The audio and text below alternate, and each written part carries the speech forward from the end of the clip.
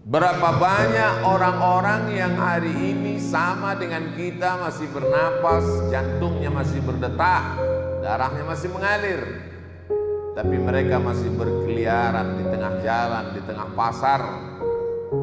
Apa yang dicabut Allah dari diri mereka? Yang dicabutnya adalah rasa takut kepada Allah Subhanahu wa ta'ala.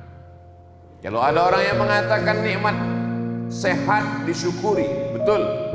Tapi kalau sehat tanpa rasa takut, dia hanya akan semakin menambah azab di hadapan Allah Subhanahu wa ta'ala.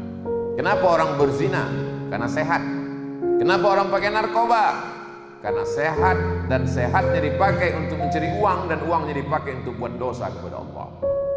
Sehat menjadi nikmat ketika ada rasa takut di dalam hati. Itulah mengapa dalam sepekan sekali 7 kali 24 jam 24 jam kali 7 hari, seorang laki-laki yang balik berakal sehat, dia mesti mendengar pesan khatib, ittaqullah, takutlah kepada Allah Subhanahu wa ta'ala. Bukan hanya sekedar takut saja.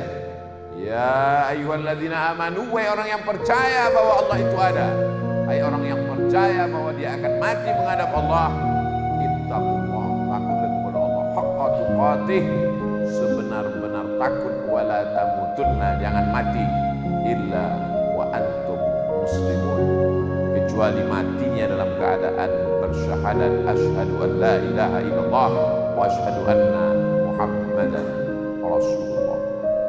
Sehat sudah, takutnya masih ada, dalam keadaan muslim, ayah muslim, ibu muslimah, tinggal di negeri mayoritas muslim, nikmat terbesar. Kita tidak pernah mensyukurinya karena kita tidak pernah memikirkannya. Kita tidak menganggap kaki ini nikmat karena setiap kali ingin melangkah tidak ada penghalang. Kita tidak menganggap telunjuk ini nikmat karena setiap kali digunakan dia siap. Tapi ketika dia kehilangan, tidak ada sakit, putus, patah, barulah kita berkata, oh alangkah indahnya nikmat. Jangan sampai setelah dicabut Allah Subhanahu wa ta'ala, di dalam ruang ICU di rumah sakit yang penuh dengan kemewahan, ramai orang datang menjenguk, tapi mata tak dapat lagi melihat, suara masih terdengar-dengar sayu, hayya 'alas shalah.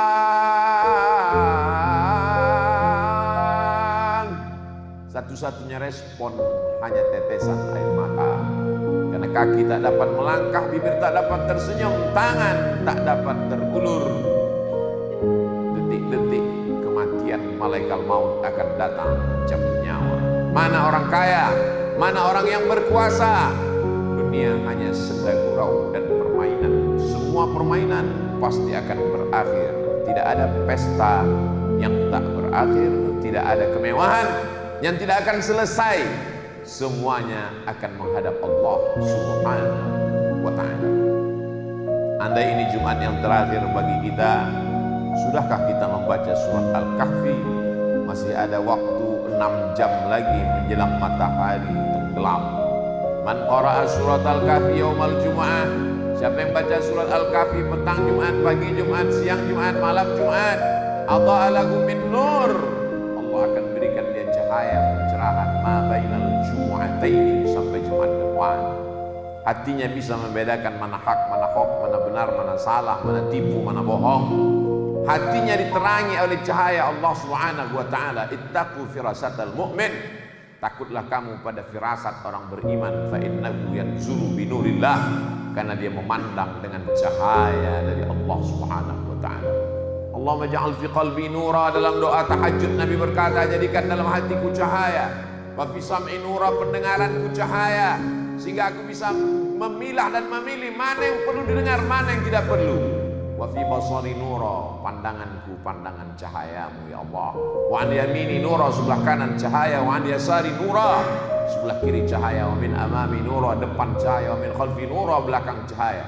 Wa min fawqi nura, depan cahaya, atas cahaya. Wa min khalfi nura, belakang cahaya. Waj'alni nura, kekalkan padaku cahaya. cahaya Allah Subhanahu wa taala yang dipancarkan ke dalam hati orang beriman. Man lam yaj'alillahu lahu nuran, siapa yang tidak diberikan Allah pencerahan, fama lahu min nur, maka dia akan memandang gelap. Yang pertama kali ditutup Allah taala adalah hati, bukan mata. Khatamallahu ala qulubihim, hati mereka tertutup, wa ala sam'ihim, telinga mereka tersumbat, wa ala absarihim ghishawa, mata mereka tak lagi dapat melihat. La ta'mal absar, yang buta itu bukan matanya, walakin ta'mal qulubul lati fis sudur, yang buta itu adalah hatinya. Mengapa hati itu buta? Karena tidak pernah memperdulikan wasiat pesan Rasulullah SAW yang disampaikan oleh para habaib dan ulama. Kenapa hati itu dibutakan Allah Subhanahu wa taala? Karena dengan penuh kesadaran melakukan perbuatan dosa, tidak mau tahu dengan kebenaran. Kenapa Allah tutup hati itu? Karena makan haram. Apa kata Nabi SAW? Rajul ash'as aghbar, ada seorang laki-laki yang rambutnya kusut berdebu karena dia tidak mau mandi, khawatir rambutnya gugur, dia akan bayar dam. Dia sedang berada di tanah haram, dia sedang memakai ihram, rambutnya dia biarkan kusut, dia takut bersisir. Tangannya dia angkat, tengadahkan ke atas langit, dan mulutnya berkata, Ya Rabb, Ya Allah. Tapi Allah tak kabulkan doanya. Mat'amuhu haram, makanannya haram. Mashrabuhu haram, minumannya haram. Mungkinkah jamaah haji, jamaah umrah memakan makanan haram, meminum minuman haram? Tidak mungkin. Makanannya pasti halal, minumannya pasti halal, tapi dibeli, diusahakan dengan uang yang haram. Mat'amuhu haram, makanannya haram. Mashrabuhu haram, minumannya haram. Malbasuhu haram, pakaiannya, kendaraannya pun dibeli dari yang haram. Rumahnya dibuat dari barang haram. Anna yustajabulah, apakah mungkin doa-doanya dikabulkan Allah Subhanahu wa taala? Anfiqu, berinfaklah. Anfiqu, bersedekahlah. Anfiqu, berwakaflah. Min thayyibat, yang baik-baik saja. Kulu, makanlah. Min thayyibati ma razaqnakum, dari yang baik-baik yang sudah kami berikan kepada kamu. Innallaha thayyibun, Allah Maha suci. La yaqbalu illa thayyiban, Allah tidak menerima kecuali yang suci-suci saja. Bagaimana dengan yang kotor-kotor? Dia tetap akan disucikan. Setelah suci barulah dia menghadap Allah Subhanahu wa taala. Di mana tempat pensucian yang kotor-kotor itu? Kalau masih di dunia, pintu satu-satunya adalah ya ayyuhalladzina amanu, wahai orang yang percaya bahwa Allah itu ada. Ya ayyuhalladzina amanu, hai orang yang percaya bahwa setelah mati dia akan hidup lagi. Ya ayyuhalladzina amanu, hai orang yang percaya bahwa ini satu kehidupan, satu lagi masih ada kehidupan. Saat itu kita tidak dituntut untuk beramal, tapi saat itu kita mempertanggungjawabkan segala amal kita. Tubu ilallah, bertaubatlah kepada Allah, taubatan nasuha, taubat yang sebenar-benar taubat. Bagaimana dengan zina? Bagaimana dengan khamar? Bagaimana dengan narkoba? Bagaimana dengan perbuatan curang di masa lalu? Innallaha la yaghfiru an yushraka bihi wa yaghfiru ma duna dzalika liman yasha. Allah tidak mengampuni dosa syirik, dosa selain itu diampunkan Allah Subhanahu wa taala. Ma min muslimin yuznibu dzamban, ada orang yang silap, khilaf, tersilap dan tersalah, lalu dia terjerumus dalam perbuatan dosa. Summa yatatahhar, kemudian setelah itu dia bersuci, mandi, wudu, tayammum. Summa yusalli rak'ataini, setelah itu dia salat sunat taubat 2 rakaat. Summa yastaghfirullah, setelah itu dia beristighfar, minta ampun kepada Allah. Illa ghafarallahu lah, maka Allah mengampunkan dosa-dosanya di masa yang lalu. Apa beda umat Nabi Muhammad SAW dengan umat Nabi Musa? Pada saat umat Nabi Musa ingin bertaubat, apa kata Allah? Faqtulu anfusakum dzalikum khairul lakum inda bariikum. Kalau kamu mau bertobat, cari orang yang sama-sama berdosa, lalu bawalah pedang yang panjang, kalian serentak menjatuhkan pedang itu ke leher kalian masing-masing. Faqtulu anfusakum, bunuhlah diri kamu. Dzalikum khairul lakum inda bariikum, itu lebih baik bagi kamu. Fataba alaikum, dan Allah akan menerima taubat kamu. Begitulah beratnya taubat Bani Israel. ada orang pezina, ada peminum khamar, ada pelaku maksiat dan dosa, ingin bertobat, maka mesti mencari satu lagi yang juga pelaku dosa, masing-masing menghunuskan pedangnya, serentak mereka jatuhkan mati bersama, barulah tobatnya diterima Allah. Barakat Nabi Muhammad sallallahu alaihi wasallam. Umurnya boleh jadi lebih pendek, amalnya lebih sedikit, badannya lebih kecil, barakat kemuliaan dia, sayyidul awwalin wal akhirin, sayyidus saqalain wan nasi ajma'in, sayyidul anbiya'i wal mursalin. Maka Nabi Musa pun ingin menjadi umat Nabi Muhammad sallallahu alaihi wasallam. Lau kana Musa hayyan. Datang Umar bin Khattab, Amirul Mukminin, membawa lembaran Taurat. Nabi bertanya, apa itu Umar? Ini lembaran Taurat ya Rasulullah. Nabi menarik dan menyobeknya. Lau kana Musa hayyan ma wasa'ahu illa ayat tabi'ani. Seandainya Musa masih hidup sekarang, dia pasti mengikut aku.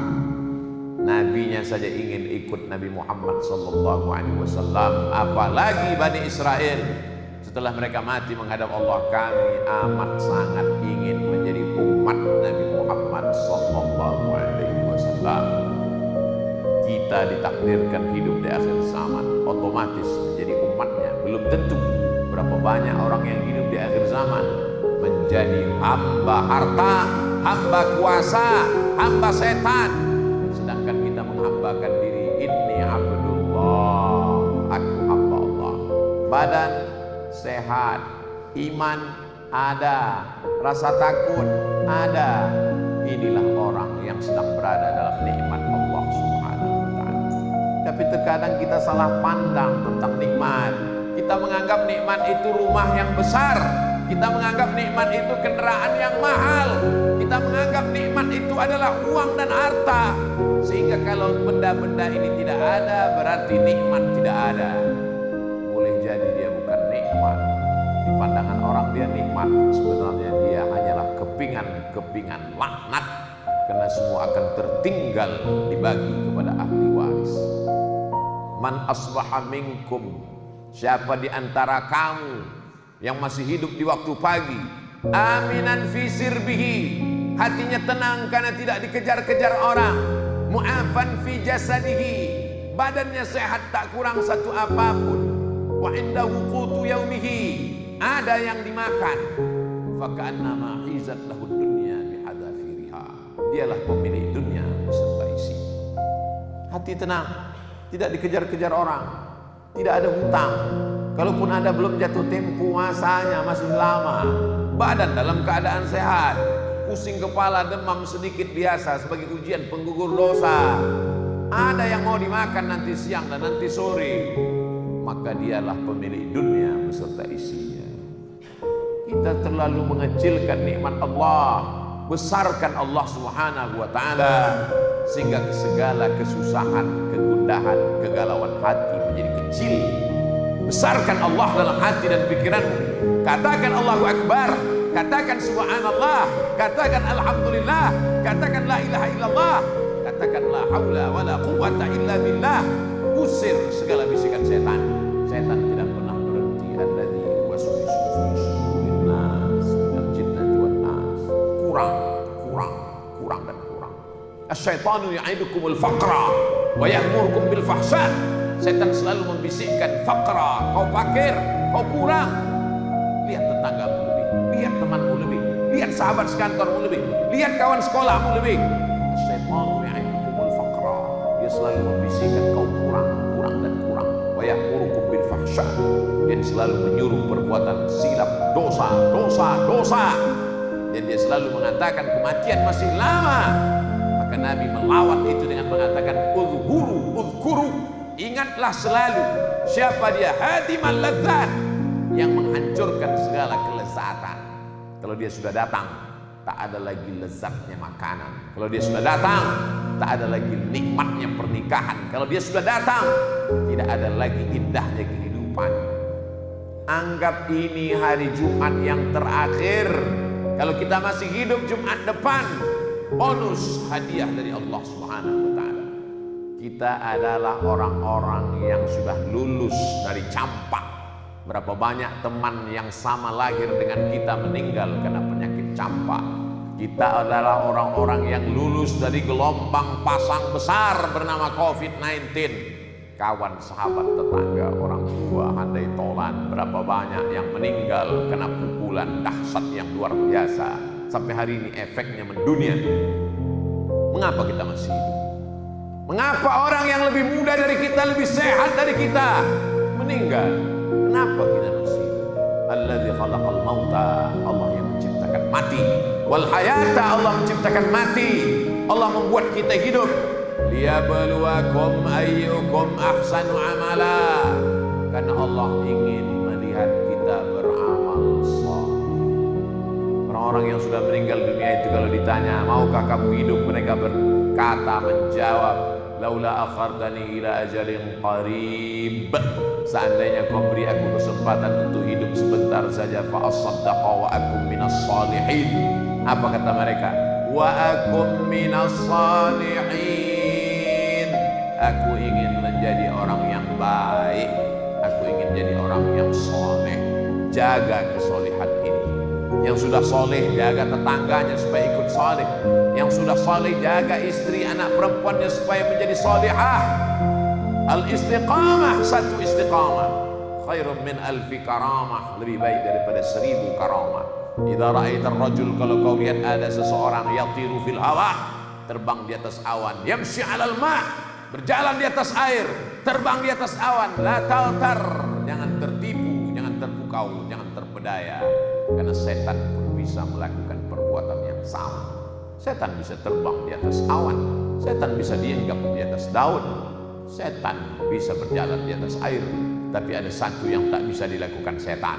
Apa dia? Istiqamah. Innal ladzina qalu rabbuna Allah, orang-orang yang istiqamah mengatakan Allah. Saat bangun tidur dia katakan Allah, alhamdulillahilladzi ahyana ba'da ma amatana wa ilaihi nusyur. Saat melihat wajahnya dia cermin, dia istiqamah mengatakan Allahumma kama hassanta khalqi fa hassin khuluqi. Saat akan makan dia tetap istiqamah mengatakan Allahumma barik lana fima razaqtana wa qina adzabannar. Saat sedang susah dia istiqamah berkata inna lillah wa inna ilaihi raji'un. Saat sedang diberikan nikmat dia istiqamah berkata alhamdulillah wa syukrulillah wa la haula wa la quwata illa billah. Senangnya tak membuat dia lupa kepada Allah, susahnya tak membuat dia durhaka kepada Allah, bahagianya tak membuat dia lalai dari Allah, ujian tak membuat dia menjadi murtad. Nauzubillah. Inilah orang-orang yang istiqamah. Apa yang diberikan Allah kepada dia? Tatanazzalu alaihimul malaika. Turun malaikat berbisik ke dalam hatinya. Alla takhafu, jangan takut. Semua orang ketakutan tentang kehidupan. Kenapa dia tidak takut? Karena malaikat berbisik dalam hatinya, jangan takut, jangan takut, jangan takut. Wala tahzanu, jangan sedih. Gara-gara takut maka orang curang timbangan. Pedagang yang terlampau takut tidak makan, curang memainkan timbangan. Orang yang dititipkan kuasa takut, curang dalam kekuasaan.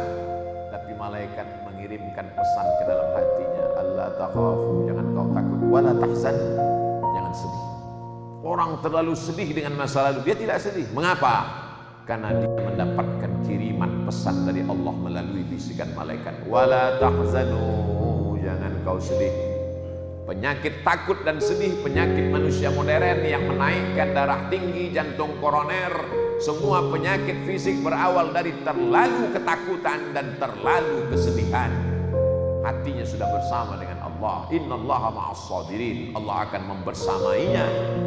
Kata malaikat, Allah takhafu, jangan kau takut, wala tahzanu. Setelah takutnya hilang, sedihnya hilang. Wa abshiru bil jannati allati kuntum tu'adun. Berbahagialah, dia selalu berbahagia. Lahumul busra fil hayatid dunya, dalam kehidupan dunia mereka selalu berbahagia. Bahagia tidak bisa dimunculkan oleh seorang motivator di dalam ruangan hotel yang megah dengan suara audio visual. Bahagia, bahagia, bahagia. Begitu keluar dari hotel, kembali murung, kembali susah, kembali sedih. Kebahagiaan datang dari Allah. Dia yang membisikkan ke dalam hati